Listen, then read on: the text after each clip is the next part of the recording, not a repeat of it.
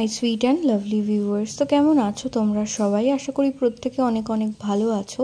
তো আজকে চলে এসেছি নতুন আরেকটি ইনফরমেটিভ ভিডিও নিয়ে। তো আজকের ভিডিওতে আমরা কথা বলবো গর্ভবতী মায়ের যে সমস্ত অংশ, শরীরের যে সমস্ত অঙ্গগুলি প্রচণ্ড পরিমাণে কালো হয়ে গেলে তোমরা ধারণা করতে পারো যে গর্ভের আগত সন্তান, পুত্র সন্তান আসতে চলেছে।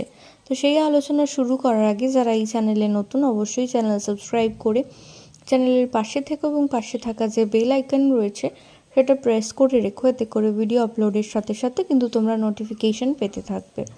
তো আমরা জানি যে গর্ভাবস্থায় প্রত্যেকটা নারীর দেহে নানান রকম হরমোনাল চেঞ্জেস হয়ে থাকে, যার কারণে নানান ধরনের চেঞ্জেস কিন্তু আমরা লক্ষ্য করে থাকি।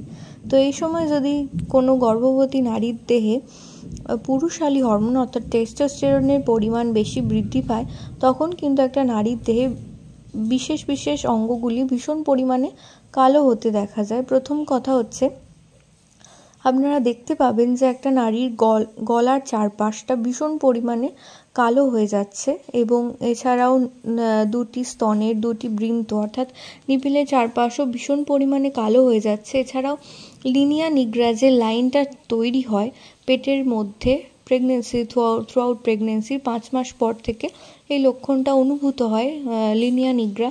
তো এই লিনিয়া নিগ্রা যদি ভীষণ পরিমাণে কালো হয়ে যায়, কুচকুচে কালো রঙের সৃষ্টি হয়, তাহলে কিন্তু ধরে নেওয়া হয় যে গর্ভের আগত সন্তান, পুত্র সন্তান আসতে চলেছে।